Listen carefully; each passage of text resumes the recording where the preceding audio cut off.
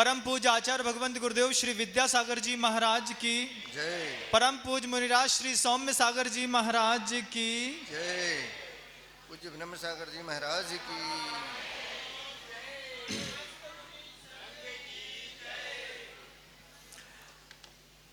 आज भगवान पार्श्वनाथ स्वामी का निर्वाण दिवस है, मोक्ष सप्तमी।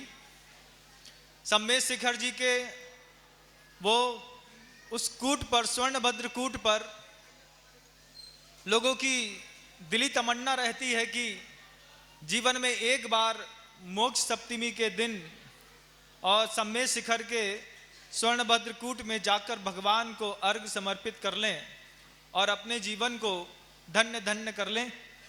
ये मौका वहाँ पर कई लोगों को मिला, यहाँ पर भी कई लोगों ने इस सौभाग्य को प्राप्त किया और देखने वाले, दर्शन करने वाले, अनुमोदना करने वाले, ताली बजाने वाले, वे सब लोग सौभाग्य के पात्र हैं कि जिन्होंने आज इतनी बड़ी सन्निधि में मिलकर के और भगवान पार्श्वनाथ स्वामी का मोक्ष कल्याणक दिवस सानंद संपन्न कर लिया।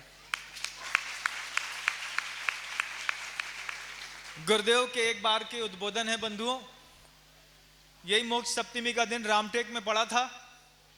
आचार्य जी के पहले शब्द थे कि हमको आज हमारी कमी देखने का दिन है कि हम में ऐसी क्या कमी थी कि उनका मोक्ष कल्याणक हो गया और हम आज तक अपना मोक्ष कल्याणक दिवस नहीं मना पाए।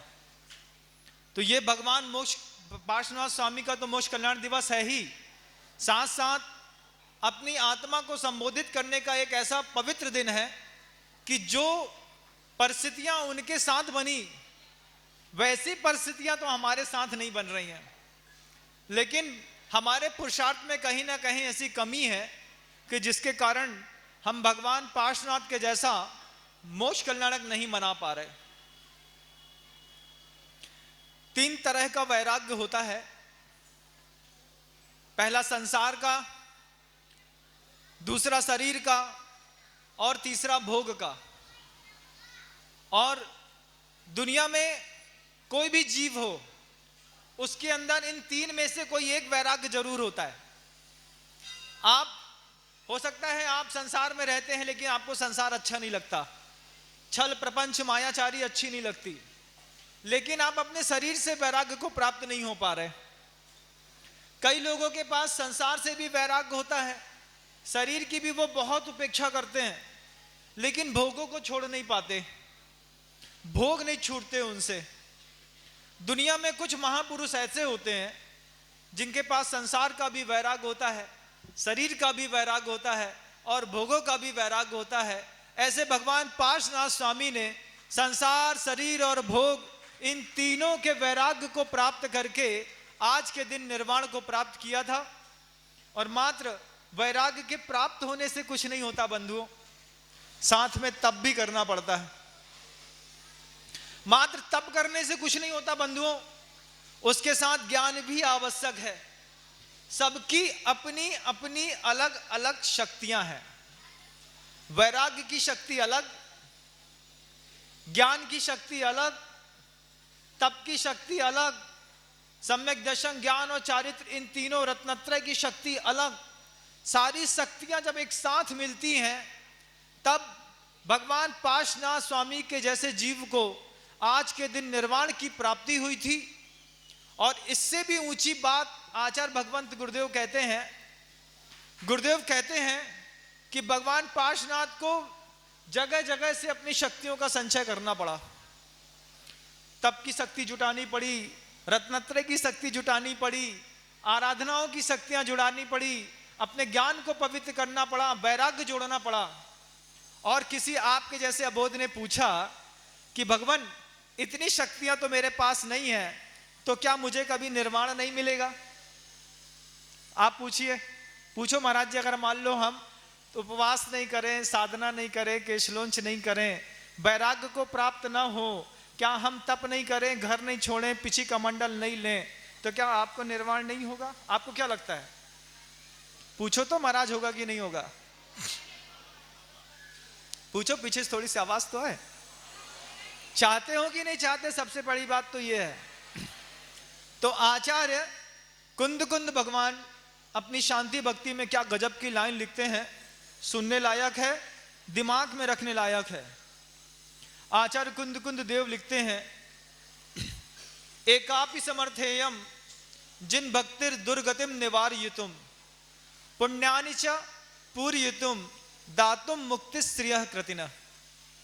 जो काम भगवान पार्श्वनाथ ने सम्मेद शिखर के उस चोटी पर चढ़ करके किया, उस काम की शुरुआत करने के लिए आचार्य कुंद कुंद भगवान कहते हैं कि तुम तप नहीं कर सकते, वैराग्य को ग्रहण नहीं कर सकते, मुनि नहीं बन सकते, कोई बात नहीं, घर तुमसे नहीं छूट रहा, कोई बात नहीं, तो क्या करूं भगवान, मैं निकलना तो चाहता हूं, निकल नहीं पा रहा।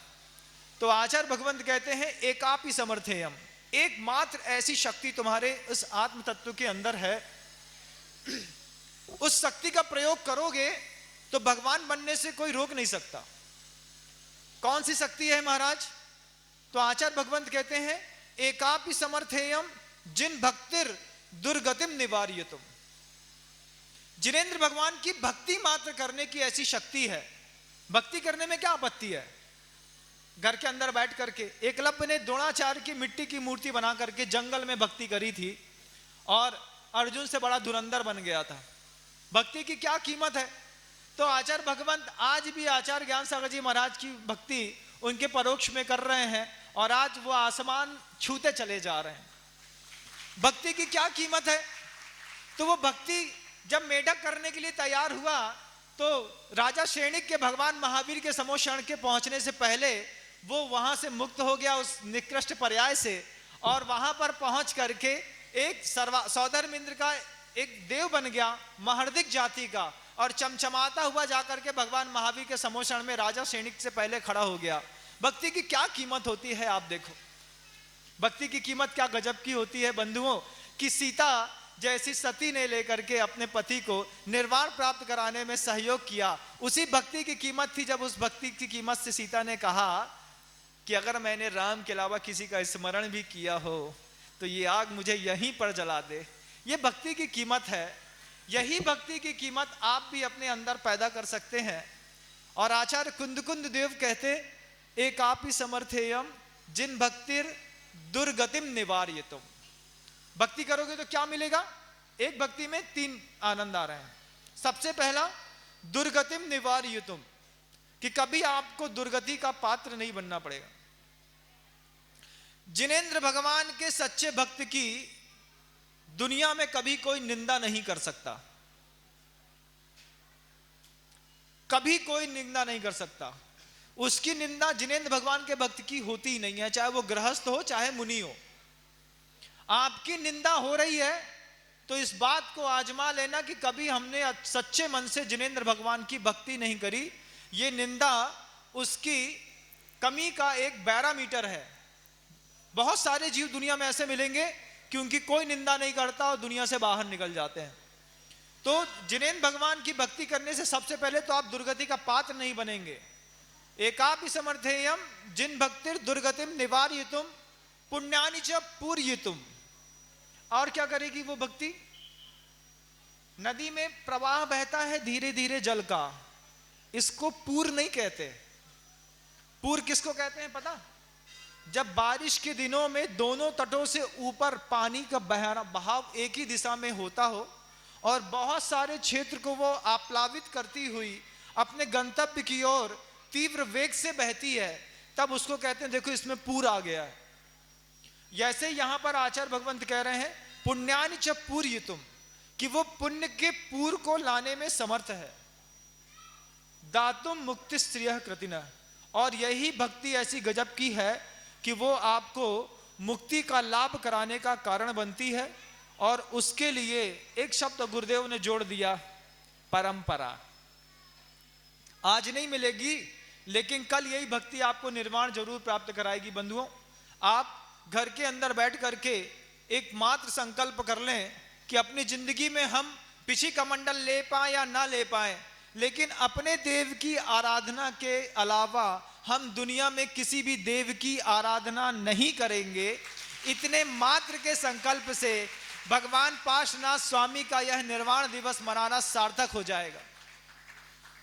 जो देव नहीं है उनमें देव की कल्पना करके देव की जैसी पूजा करने का त्याग कर दें अगर हम, इतने मात्र से तुम्हारे संसार चुल्लू भर पानी मात्र बचेगा और तुम यहां से निकल जाओगे। आपको भी इसका सौभाग्य मिले। समय थोड़ा है, फिर कभी अपनी बात रोज तो रखते हैं, आगे भी रखते रहेंगे।